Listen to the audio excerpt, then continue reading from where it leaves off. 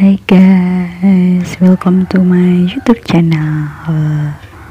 Jangan lupa subscribe, komen, dan like ya, dan share ke teman-teman kalian. Tetangga tapi menikah, episode 5. Bertemu musuh bebuyutan. Meringis adalah kegiatan Cira beberapa hari terakhir ini setiap bangun tidur. Selain sakit kepala, perutnya juga tidak enak sekali, apalagi sekarang disertai flu. Cira benar-benar tidak bisa mengabaikan rasa sakitnya, mencari-cari benda pipih yang beberapa hari ini tergeletak tak tersentuh. Biasanya ponsel adalah benda pertama yang Cira pegang saat bangun tidur. Bahkan Cira juga membawa ponselnya ke dalam WC, alasannya untuk menemani kebosanan, tidak patut ditiru. Banyak pesan masuk, ada puluhan panggilan tak terjawab, dan nama Abimanyu yang paling mencolok, kekasihnya yang sudah menemani Cira kurang lebih 5 bulan terakhir ini. Cira mencoba menghubungi Abimanyu, tetapi kekasihnya itu sedang tidak online. Cira putuskan mengirim voice note, karena jika mengetik akan memakan waktu terlalu lama dan semakin membuat nyeri di bagian kepala. Aku sakit, maaf gak ngubungin kamu berapa hari. Semoga kamu menikmati libur semester dan travelingnya. Love you.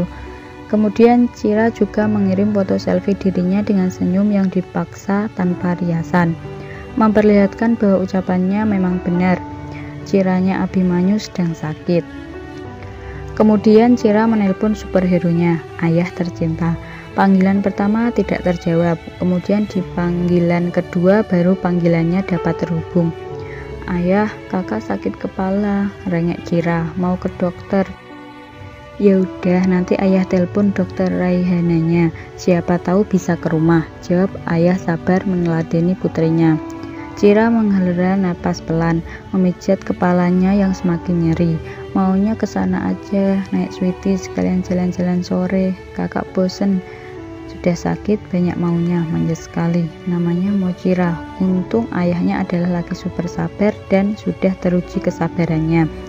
Ya udah, ayah pulang nih kak. Kakak jangan tidur lagi, minta bunda siapin jaket buat kakak. Sayang ayah, hati-hati di jalan ayah. Ayah mematikan teleponnya setelah membalas ucapan sayang Cira. Untung ayahnya ini pemilik beberapa toko elektronik dan handphone. Bisa dibilang pembisnis kecil-kecilan sehingga tidak terlalu terikat waktu pekerjaan. Dan biasanya ayahnya lebih sering berada di toko elektronik depan komplek. Toko yang lain sudah ada orang kepercayaan ayah. Cira menghapus air matanya. Bicara mengenai ayah terlalu mengharukan bagi Cira. Ayahnya orang yang mengajarkan kata maaf dan kasih yang tulus. Cira bangga punya ayah, dan Cira yakin ayah juga tetap bangga walau punya anak yang bentukannya kayak gini, kekehnya dibalik tangis yang masih membasahi pipinya. Di setiap rasa sakit dan air mata, kenyataannya memang benar, Tuhan selalu sertai dengan kebahagiaan. Seperti Cira yang memiliki ayah yang perhatiannya tidak terkikis waktu. Kata orang, semakin besar hubungan antara ayah dan anak tidak seintim masa kecil. Alhamdulillah, ayah masih tetap memanjakannya, perhatian, dan selalu ada untuknya. Hingga rasanya Cira tidak pernah sedikitpun kehilangan sosok ayah di hidupnya. Seperti sekarang, usianya sudah 20 tahun, namun ayah masih telaten dan sabar mengenakan jaket juga helm. Tak lupa menggendong putri satu-satunya dari lantai 2 hingga depan rumah. Untungnya walau perut ayah memuncit, ototnya juga tidak ikut mengecil digantikan gelambir lemak. Kakak lebih banget sih, suara bunda membuyarkan lamunan Cira. Apa sih bun? Ayah yang berada di antara dua wanita keras kepala hanya bisa melihat. Angkat tangan kalau harus melerai mereka di saat saling lempar argumen. Yang ada ayah pasti ikut ke bawah-bawah, padahal tidak tahu letak permasalahannya. Wanita, ingat selalu benar, namun kenyataannya serba salah.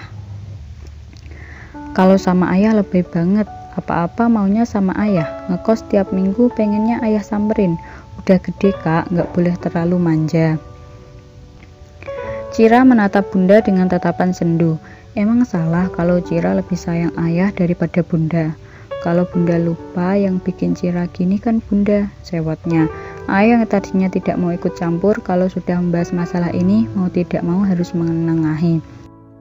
Ayo kak, berangkat. Dokter Raihana udah nungguin. Salam dulu sama bunda.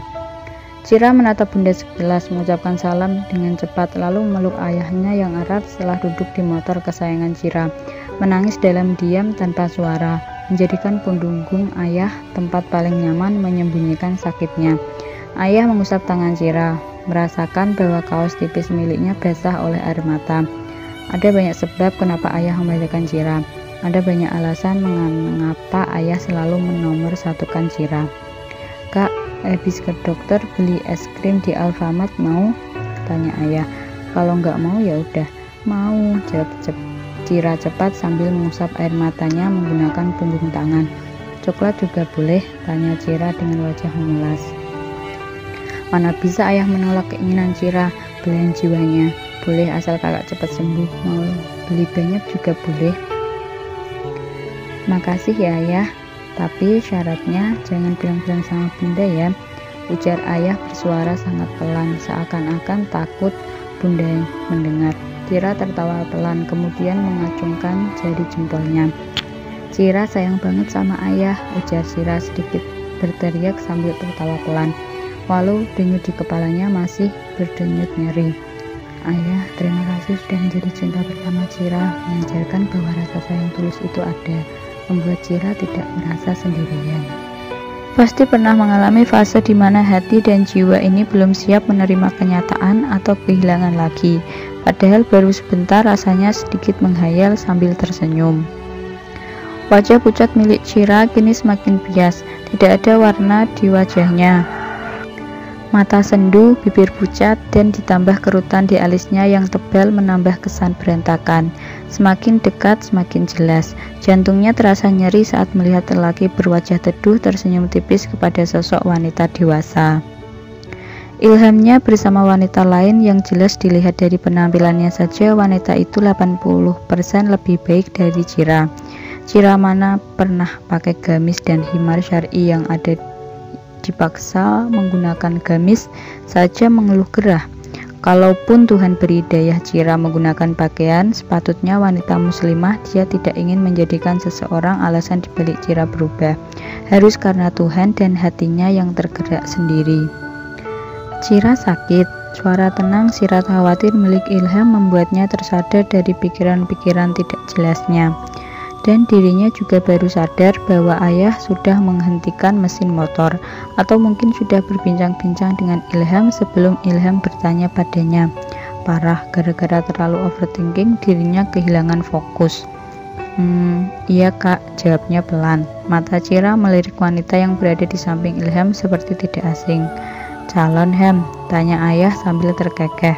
Niat menggoda Ilham namun membuat suasana di antara mereka canggung. Apalagi Cira yang wajahnya semakin bias. Bukan om, ini Anis, teman SMA Ilham dulu. Kebetulan dia juga ada urusan sama ibu. Mata Cira bersitatap dengan perempuan bernama Anis yang ternyata adalah musuh bebuyutannya, mantan Ilham dulu. Oh ternyata walau sudah putus mereka tetap berkomunikasi. Ada apa dengan dirinya? Seharusnya Cira baik-baik saja melihat Ilham dengan siapapun. Mau balikan sama mantan kek, itu bukan hal penting lagi. Toh dirinya juga kini memiliki kasih, lelaki yang mencintai dirinya balik. Soal rupa tidak kalah tampan dari Ilham, walau masalah agama sudah dipastikan selevel Cira. Ilham langsung nikah ya? Apa tuh ta'aruf? Kepo ayah lagi yang membuat Cira berdehem. Insya Allah om, doain terbaik. Cira semakin mengeratkan pelukan pada ayah, tidak lagi melihat ke arah mereka, menenggelamkan wajahnya di pundak ayah. Hari yang berat. Amin Ham, suara ayah lantang sekali mengaminkan doa Ilham. Ya udah ya, ini anak om kayaknya udah mulai ngantuk, harus minum obat juga. Kalau sakit manja, ledek ayah membuat Ilham tertawa kecil. Dari dulu om, balas Ilham. Dua lelaki itu saling melempar tawa, mungkin mengingat tingkah Cira masa dulu dan masa sekarang. Ternyata sama-sama manja, badannya saja yang menyerupai perempuan dewasa. Syafakilah Cira, Nah, akhirnya suara Anis terdengar setelah sekian lama menjadi pendengar. Semoga Allah menjadikan sakitmu penggugur dosa dan menggantikannya menjadi pahala. Suara tulus itu bukan menangkan tapi semakin membuat Cira gusar. Ternyata selain penampilannya yang Masya Allah, Anis juga baik dan ramah. Apalah Cira ini, kentang rebus. Amin, makasih, jawab Cira tak kalah ramah. Makasih sudah membuat dirinya sadar bahwa Cira memang dari dulu selalu berada di belakang Anis. Bahwa Ilham memang tidak pernah memilihnya lebih dari sekedar adik yang harus ia manjakan dan khawatirkan keadaannya. Bukan sosok yang akan menerimanya, bukan sosok yang akan menemaninya menua. Sesedih itu ya, ternyata diam-diam masih mengharapkan. Sekian dulu ya ceritanya, nanti kita lanjut di video selanjutnya. Thank you for watching, bye bye.